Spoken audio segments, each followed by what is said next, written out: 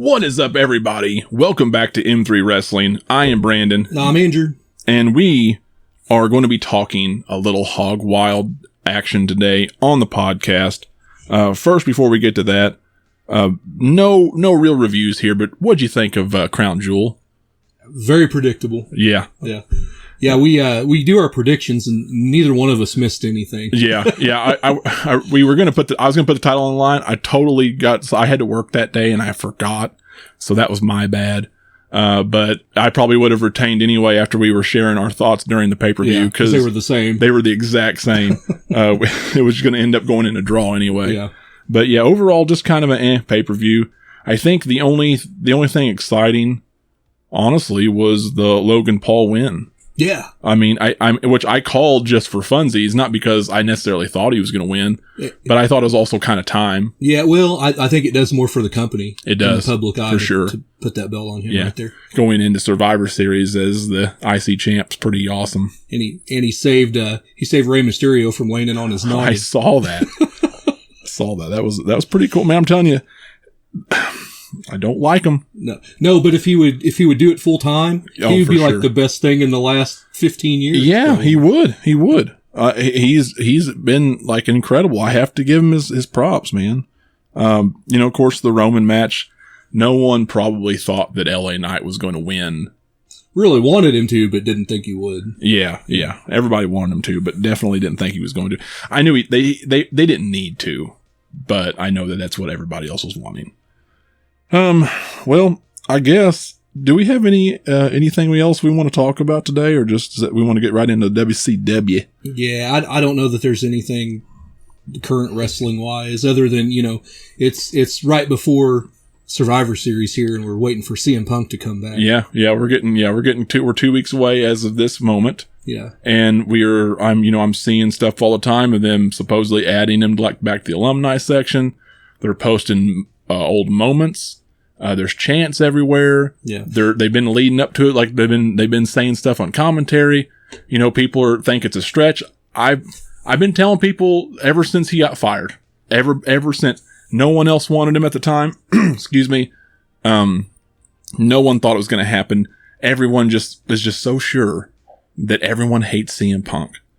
That's not the truth. We're going to find out. But I don't think it's the truth. Either way, they're going to bring him in. He's not going to act up this time. I really don't think so. I want to see him with the public forum kind of taking digs at AEW though. Oh, I do want to see that. Be great. Yeah. And I think they'll let him. Yeah. Like I definitely think they'll let him. But yeah, I think he's coming back. Chicago is Survivor Series. It's the best time. It's the perfect time. I don't know how they're going to do it, but I think they're going to do it. Yeah. And, we're going to have Punk's going to end up in a match with Rollins. Rollins has been talking trash about Punk for a year now.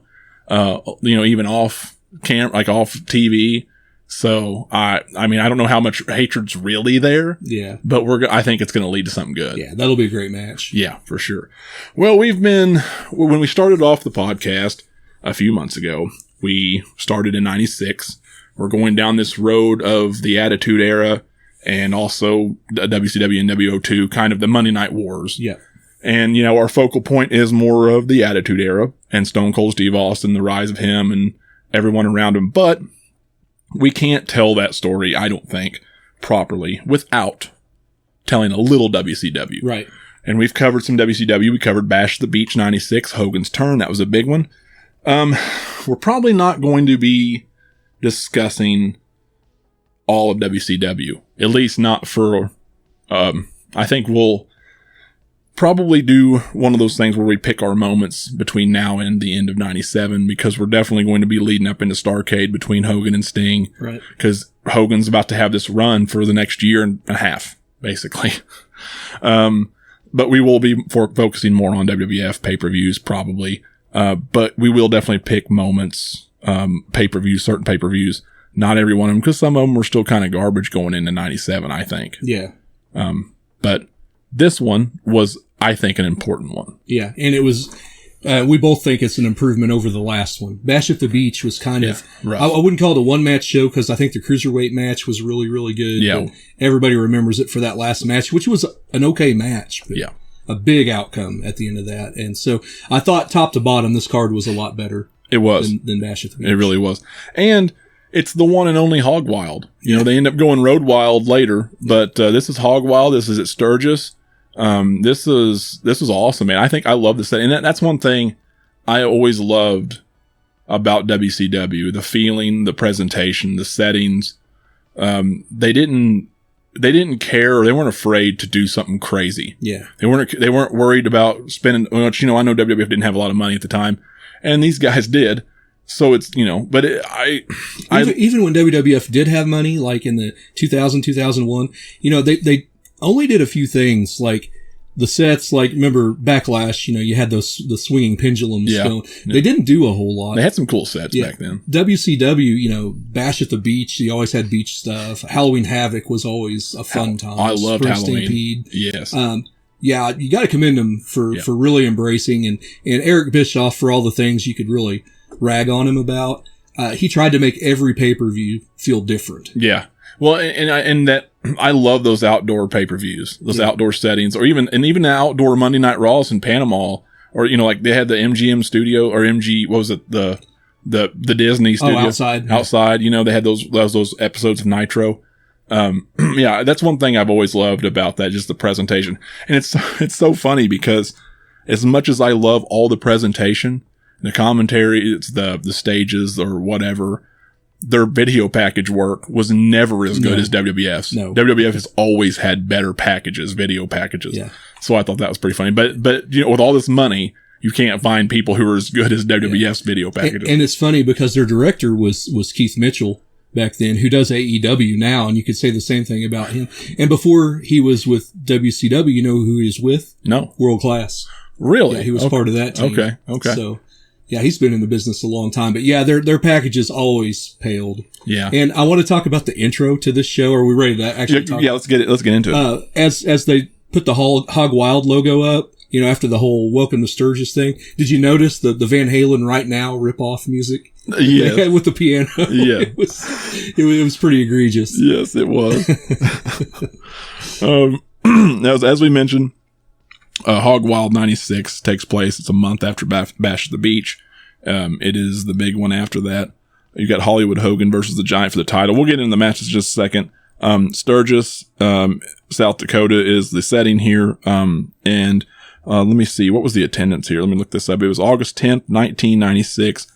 And they had 5,000 in attendance there. Yeah. Which is not bad for a little outdoor event with a bunch of bikers. Yeah. So that's pretty cool. They seemed like a lot more, especially during that Harlem Heat match when they were very vocal. But we'll get to that later. Yeah, they were. Well, and I kind of understand now why they seemed a little pooped.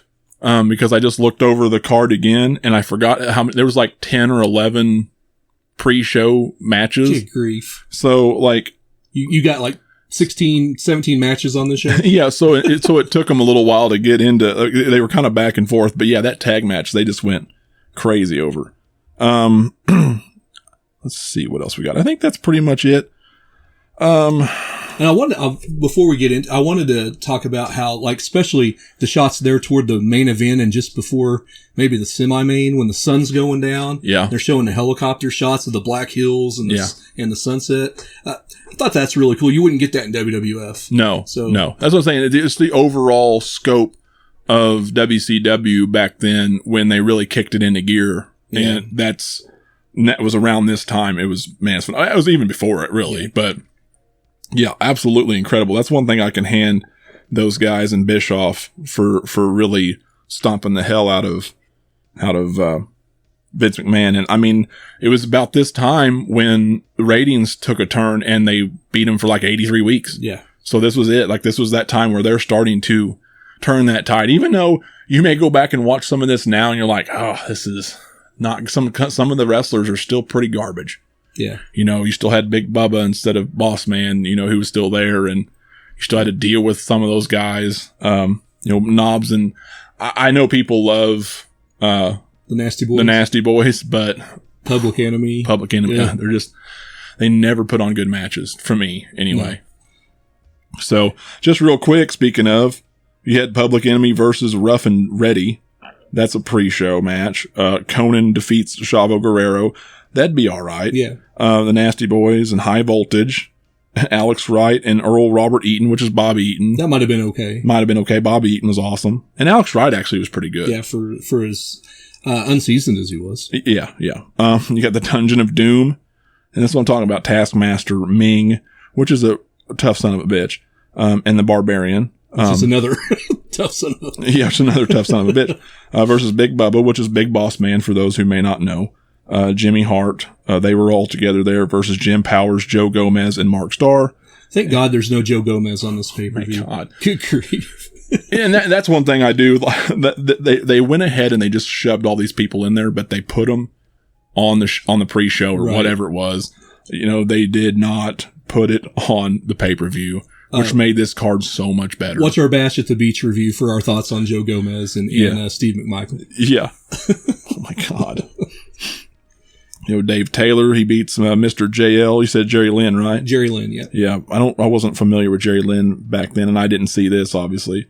DDP, unfortunately, was on the pre-show here, but he hadn't come into really, prominence yet, versus the Renegade, and Arn Anderson versus Hugh Morris. Humorous.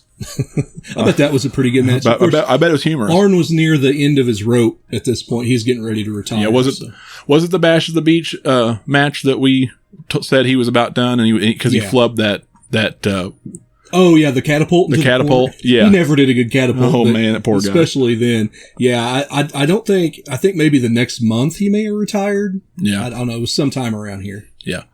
Okay. Well, let's get into the show then. Let's start our review, our ratings, and I'll also compare them to I believe Meltzer. I got some Meltzer stuff on my phone here. We can pull that up. First match of the night was Ultimo Dragon versus Rey Mysterio Jr. for the WCW Cruiserweight Championship. Or as they called him, all match, Ultimate Dragon. The Ultimate Dragon. I want to say at one point, they were calling him Ultimo Dragon or something. Dragon? Yeah, I think that must have been a Dusty Rhodesism. Yeah, probably so. Yeah, probably so. And I forgot to mention that Ultimo Dragon was managed by Sonny Ono, who managed, I don't know, a countless number of people. Yeah. What'd you think of this one? I thought it was pretty solid. A little bit unspectacular for these two, but solid. Yeah, it was a pretty solid match. I liked it a lot. Now, was it Bash at the Beach that I was ranting and raving about? Because it was Juventud and Ray, wasn't it? Right. Or Juventud and... Yeah, because it was the one I was ranting and raving about. That's the one with the big splash mountain off the top rope. Yeah, Mike Tenay was doing the commentary at the beginning and giving us background on those guys. Yeah. They didn't really do a lot there, but I think that was that pay-per-view, wasn't it? Yeah. But yeah, this was all right. Ultimo Dragon was cool. I don't think it was as good as some stuff that Mysterio did with Eddie or Dean or even Juventud, because Juventud and him did really well together. But this was all right. What are we doing out of 5 stars? I'd probably give this one about a 3, maybe a 2.5. Yeah, I can go 3 on this one because it was pretty solid.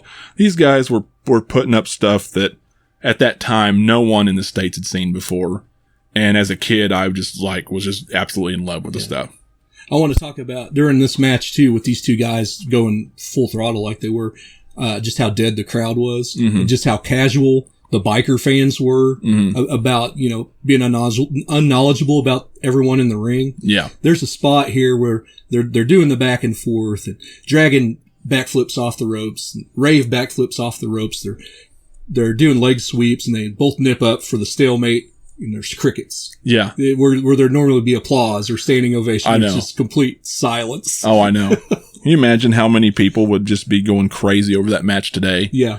And it just, and that just goes to show you, it was such a good idea. It was a bold idea to do this at Sturgis. Yeah. And while it may not have been the right crowd, it presented this lifelong, memory for the company and for everybody else. Just being, it's a cool setting. Yeah. But yeah, it was not the right crowd necessarily for this. You'd think it would be, but it just did not work. Yeah. But it also was a time where everybody wasn't really familiar with the lucha style or anything like that too. So, you're really coming into that pretty fresh. Yeah. And these guys were, now they got hot for the later stuff. So, I mean, it's not like they didn't love a little bit of that wrestling. It was just going to be more American style stuff. Yeah.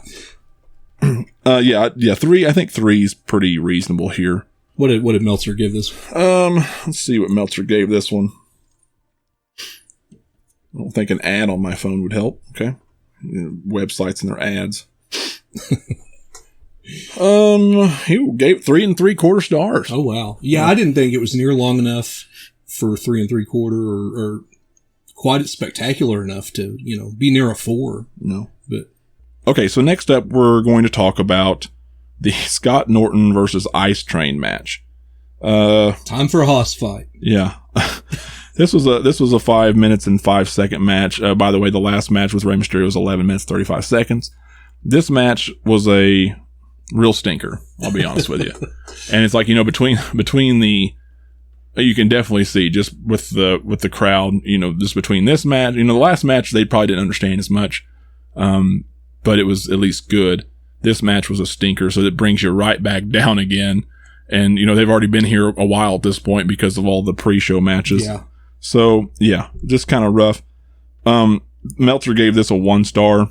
I think I'd agree. Yeah, I'd go 1.5. It was kind of a hard-hitting match for what it was, but yeah, 1.5 is the absolute highest. Yeah, it's not good. It's just not. They were an interesting team, Fire and Ice, but they never really got the chance to do anything. So. Yeah. It's all right. It's still a way better card than Bash of the Beach at this point. Like, it's still going to be a better one. So moving right along, because there's nothing really to say anymore about those two. Medusa and Bull Nakano. Now, Bull Nakano, you've probably noticed if you've watched this, or if you watch any like 95 WWF, she was in WWF. Yeah. And she put on some decent stuff with Alundra Blaze then, too. So it's kind of cool to see both of these just, one just changed their name. They did some of the same spots they used to do back then too, like the leg lace bow and arrow thing she was doing there. Yeah. I would say that I like their WWF matches probably a little bit better. They had a little more time than this one did. Yeah, this one got 5 minutes exactly, so 5 seconds less than the last one. Yeah. And I got to say, man, I miss Dusty Rhodes. I didn't appreciate him on commentary at the time, but yeah. Bull Nakano got the numchucks. Yeah. She hitting it with the numchucks. I love it. Miss Dusty Rhodes. Yeah. He's, dude, I've just got so much appreciation and respect for that dude now, and going back and watching how funny he was.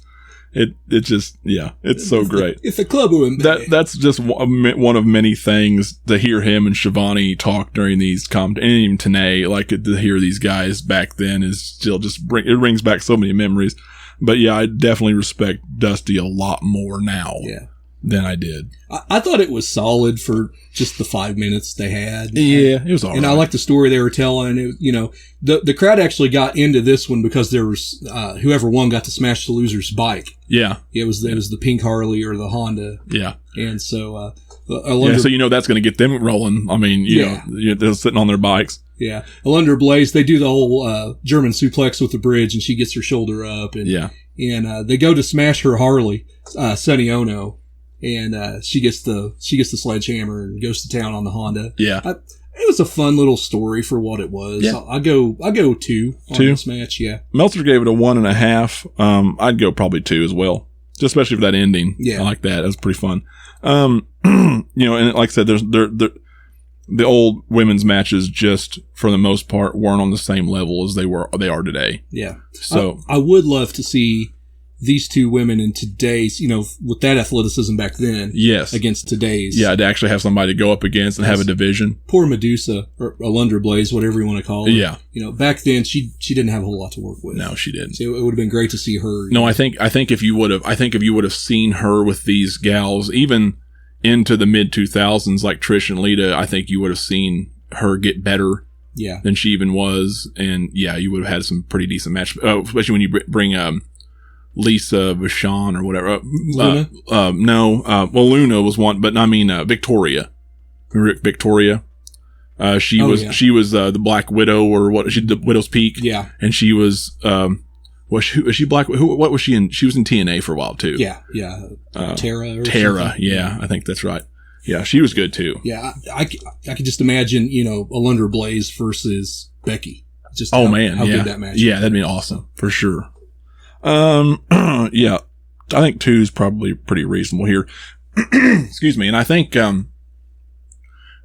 you start to see. I don't know if it's around this time, but it's eventually you start hearing the bikers revving their engines and honking and stuff, so in approval or whatever. So I think they get into it. They start getting into stuff. They really get into it a couple matches from here. Yes, they do. We'll talk about that. Next up, this match was really, really good, but I'll warn you, it's really long. Mm-hmm. And that's going forward. We have a lot of really long matches. This was the longest of the night. This is Chris Benoit versus Dean Malenko. And, this was a really, really solid match. They end up going to time limit here. Yeah. And then some. Yeah. Yeah, the double overtime before Benoit finally gets him with the cheap win. And that, I think the cheap win, I don't know, I guess it doesn't bother me too bad, because you've basically lifted each other up and put each other over immensely by running over time limit twice. Right. So I think, and it was a really, really good match. Yeah. I think this is the wrong crowd to do this match in front of. I think so too. Pretty silent during the whole thing. Yeah, they.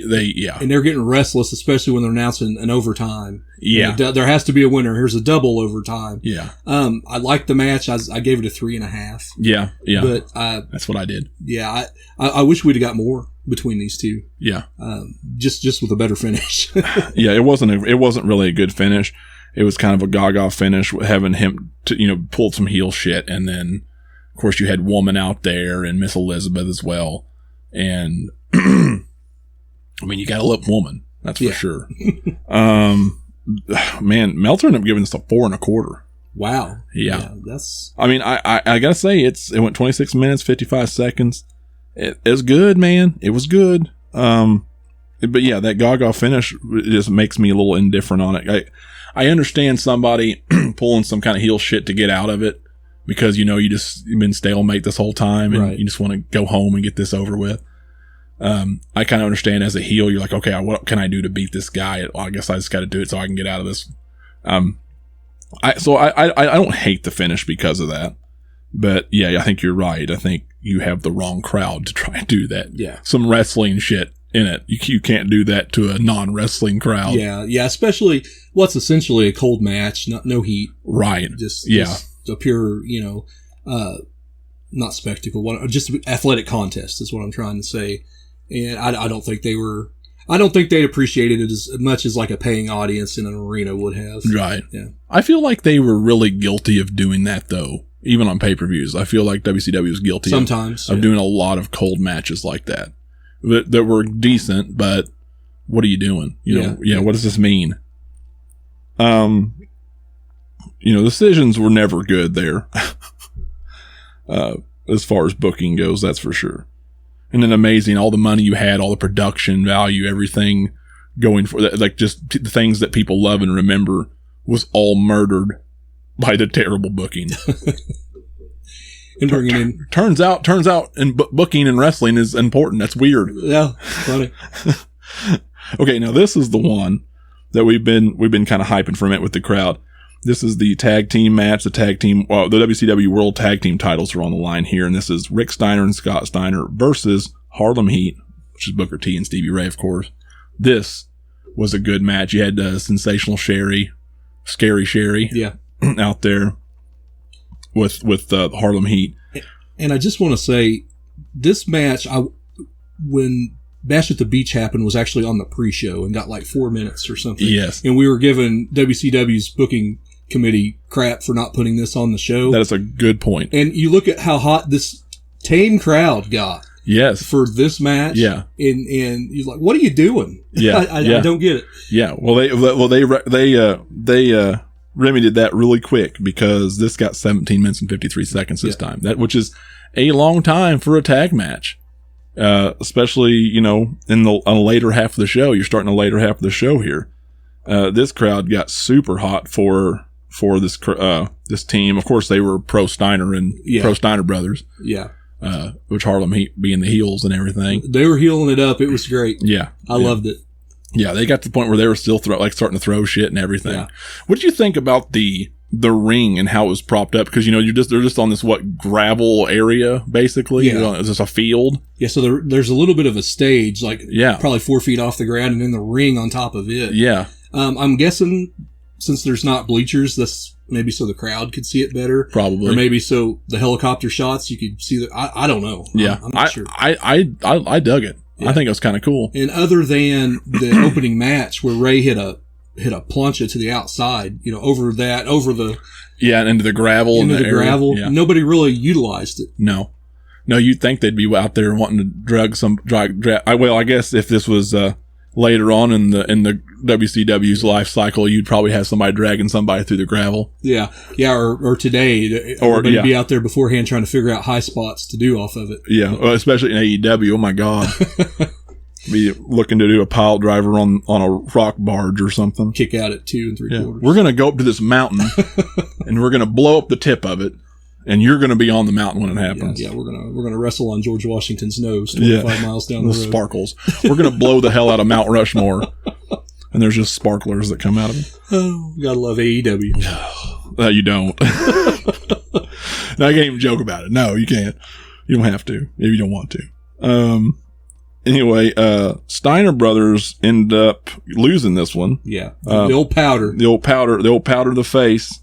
So, which I don't even know. Did I mention? We even mentioned the who defeated who on the last. I know Norton beat Ice Train, Medusa beat Bull Nakano, and Chris Benoit beat. Well, I think we mentioned that he rolled up Malenko, and Rey Mysterio beat Ultimo Dragon. I think I'm slacking today, so they're not even figuring out who won what. But the great part about this match is when Harlem Heat left after winning in a heelish way. And all the plastic bottles and crap being thrown at him from the crowd. Yes. It was great. Yes, it was. Pretty solid match. What did you rate this? Very solid match. I gave it a 3.5. Yeah. Just how fun. Not because it was a great match, but just overall, just love the tag teams in both of these. I love their styles, and I love how they mesh together. I love Harlem Heat playing up the crowd and being heels. Hostile. The hostile crowd. You finally got them fired up. So yeah, this was kind of a really a turning point for the show. Yeah, they probably should have let off with this one. Yeah, they should have. So yeah, I gave it that. That's what I think. I could go through 3.5. Meltzer gave it 2 3/4, so he was a little bit lower on that, which I don't know why, but can anybody figure Meltzer out anyway? Next up, another good match. I think this was Eddie Guerrero versus Ric Flair. Ric Flair being the United States champion, of course, and this being for the United States title. What did you think about this one? I thought it was pretty solid. I mean, Eddie and Ric Flair, And of course, this is more cruiserweight style Eddie. I thought the match was pretty solid, back and forth, and then the ending really got me. You actually saw Ric Flair beat somebody with the figure 4. Yes. Which never happened. I know. And, that's been his finisher forever. You'd like to see him actually beat somebody with that sometime. Just Eddie Guerrero? Yeah. But you never thought. But of course, it's pretty early on, like you said. The match went 14 minutes and 14 seconds, by the way. And Ric Flair, like you said, defeats Eddie Guerrero. I gave this one a 3, just straight across. I thought it was pretty solid. Kind of like the opening, a solid, unspectacular, Yeah. Of course, you had Miss Elizabeth and Woman out there too with Rick. Yeah. Because they were doing the Horseman thing at the time, weren't they, with Benoit and all of them? And Arn. I mean, pretty much typical match between those two. So, I mean, nothing really crazy to mention, I don't think, in this one. The next one, however, though, we had a little bit of NWO action, a little bit of Gaga in that, as you would. The Gaga really started here and doesn't end until about the time the company closes in 2001, really. Yeah. And every iteration of NWO has some Gaga. Good Lord. But you got Kevin Nash and Scott Hall versus Lex Luger and Sting. And obviously there's no titles on the line or anything because they don't have any titles. This one went 14 minutes and 36 seconds. This was a better tag match than the Bash at the Beach tag match. Mm-hmm. I really liked most of everything they did in this one. Of course, Sting's not Crow Sting. He doesn't walk out on anybody yet. I think it's a little bit later on in the year. It's another couple months before he walks out of the company, and you can't trust anybody. Right. That kind of thing. And overall, it's a decent match. The ending, though. Yeah. It drops it a little bit. Yeah, you've got the ref bump. You don't even call it bump. Yeah, I think they missed the bump. They missed the bump because he was supposed to get something in his head or his eye, and he just kind of got Scott Hall's heel a little bit, but not really. So he had to Nick Patrick had to jolt back and then jerk his head and then bring his hand up and act like he couldn't see for a second. And then I guess he was supposed to fall into the back of Lex Luger's fall into his knee, kind of chop block, like a chop block. But instead of falling and just kind of falling into him, he literally just reared back and chop blocked him deliberately chop blocked him, and then of course did a fast count for the win. Outsiders win this. The NWO wins this. So yeah, he does turn. You get the shades of the Nick Patrick NWO turn here. Yeah. So they're gonna have themselves a referee. Yeah. Not for a while. But not for a while. Did you remember the old black and white WCW Saturday nights during their matches? Yes. Yeah. Where they would have Nick Patrick under a mask, mm-hmm. reffing against jobbers.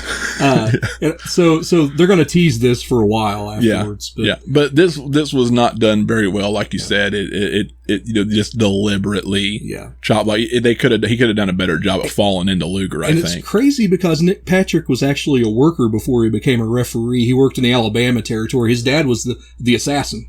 Oh, really? One of the original I did not know that. assassins. Yeah. And so, Jody Hamilton. And so he actually worked a little bit. You can find it on YouTube, Nick Patrick wrestling in the Alabama. I'll have to look that up for sure. And so, for him to just botch it so badly like that. Yeah, he should have just fell into his leg and then with Hall just hitting a finisher or some kind of move or something instead of just taking the pin right away. I thought that was really weird.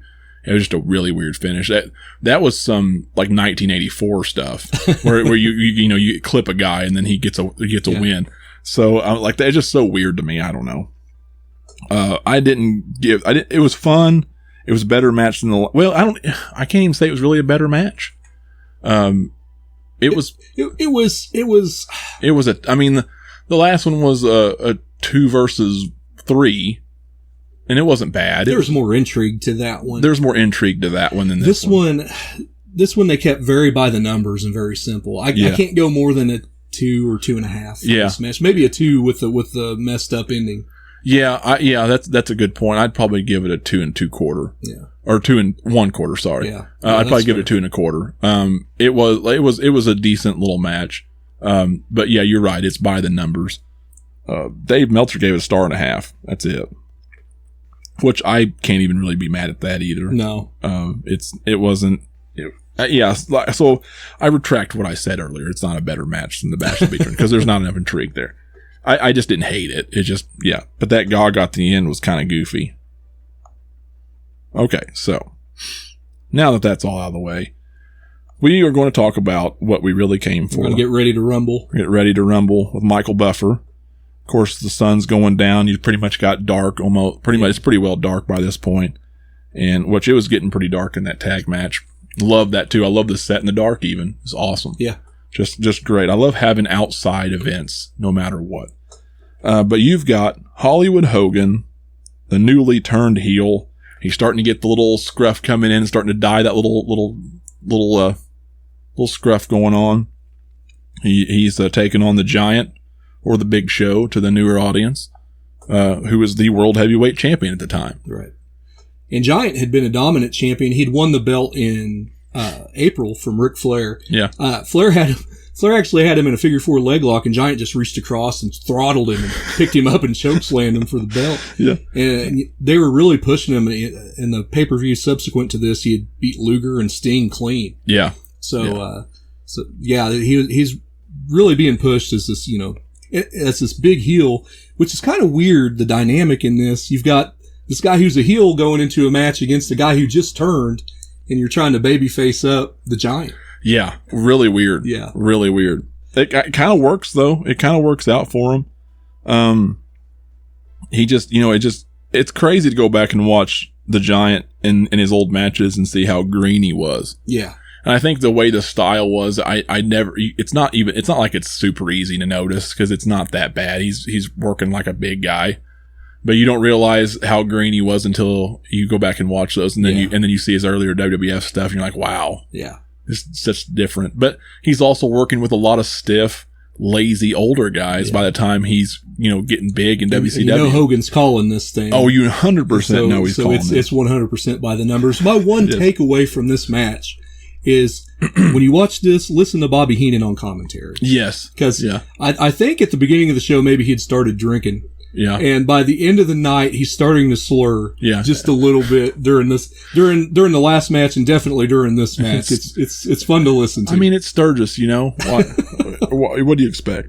But it's funny that you say that because I didn't notice it the first time around. And when I watched it this morning or just a little bit ago, I was finishing up as you walked in, and then you're like, you listen to him. I'm like, I think you're right. Yeah. I think you're right. And then at the end of the show, they don't let him talk. I told y'all he's no good from the beginning. That's great. Gotta love Bobby Heenan. Yeah. What did you think of the match? It was okay. It was okay. You said it was by the numbers. You had Hogan playing some dirty stuff.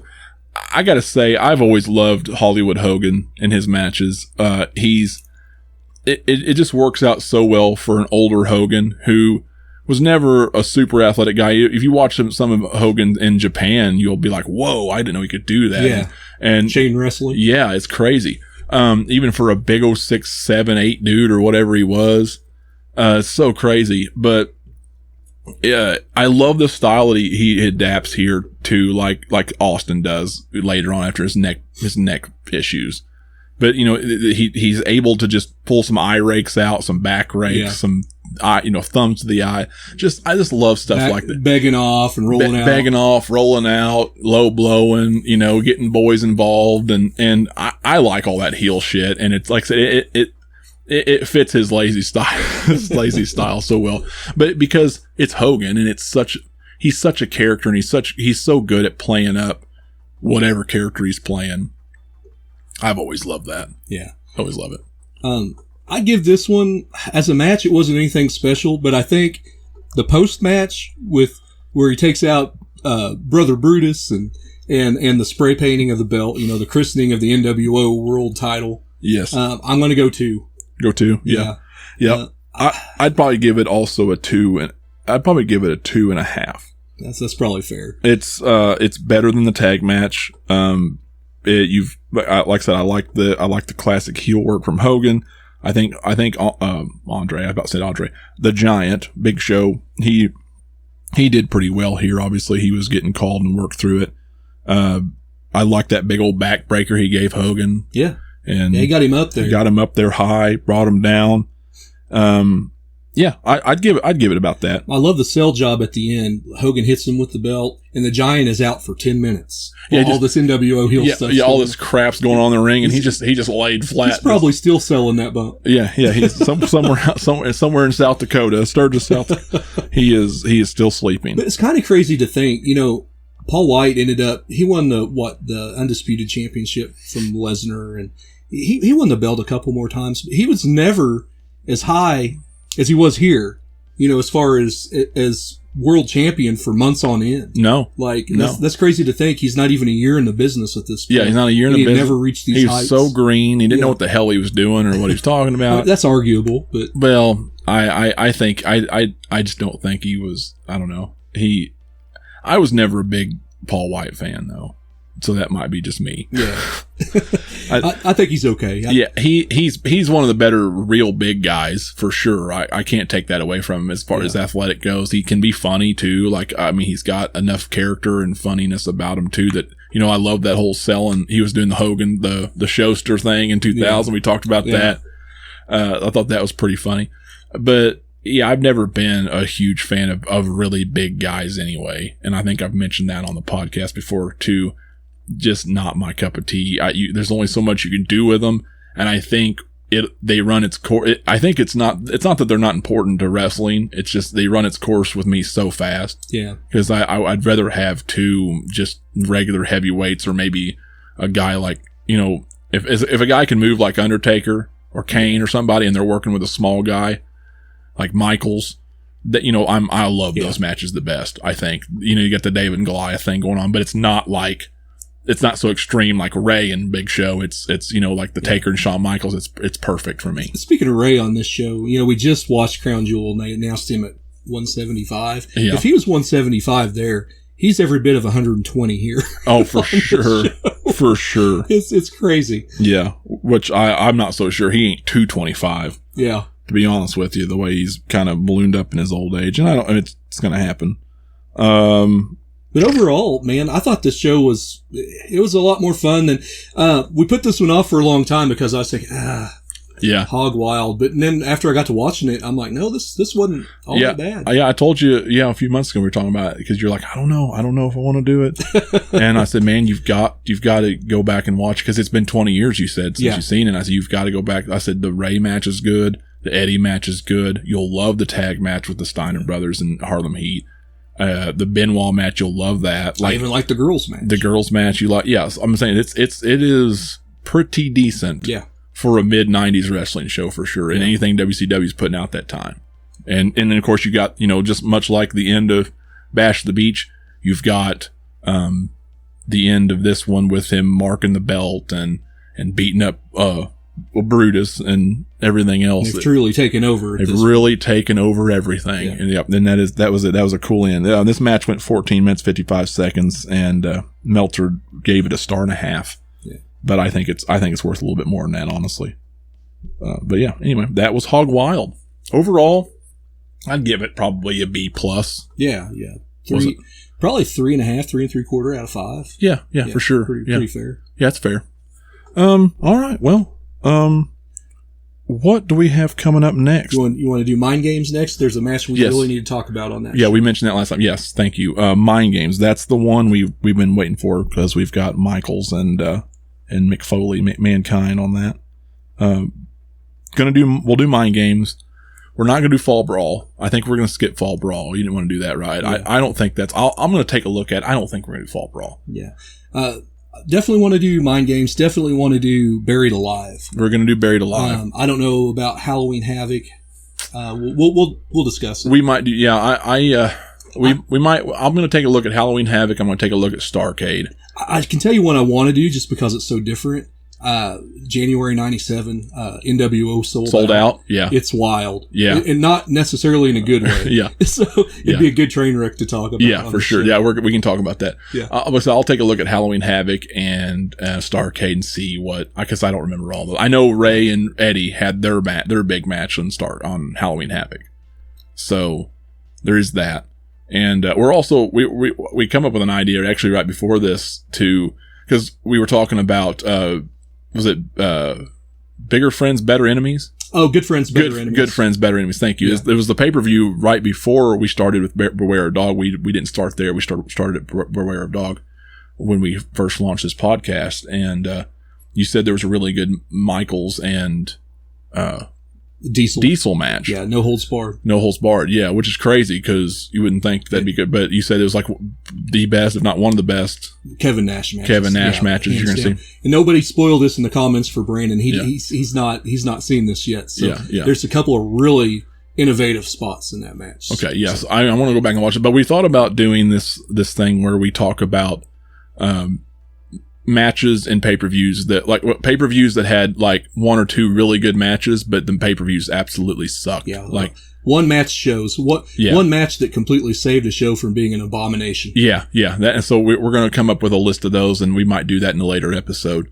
But yeah, next up will be Mind Games for sure. We'll do all the WWF ones from pretty much here on out. We're just kind of picking and choosing on the WCW stuff.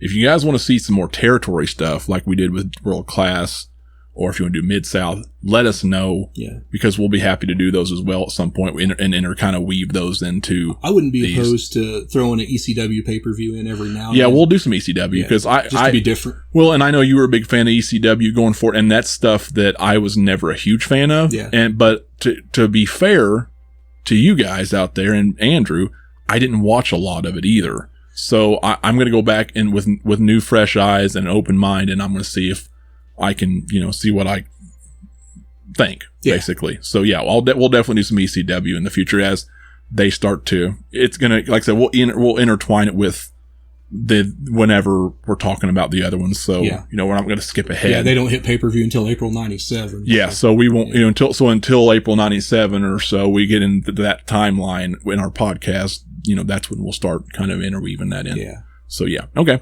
Anyway, that's what we're going to have next. Guys, thank you so much for listening. Let us know what you think of this pay-per-view in the comments, and let us know if you want us to do some more Mid-South stuff too. Okay. So for M3 Wrestling, I'm Brandon. This is Andrew. And here's to Bobby Heenan.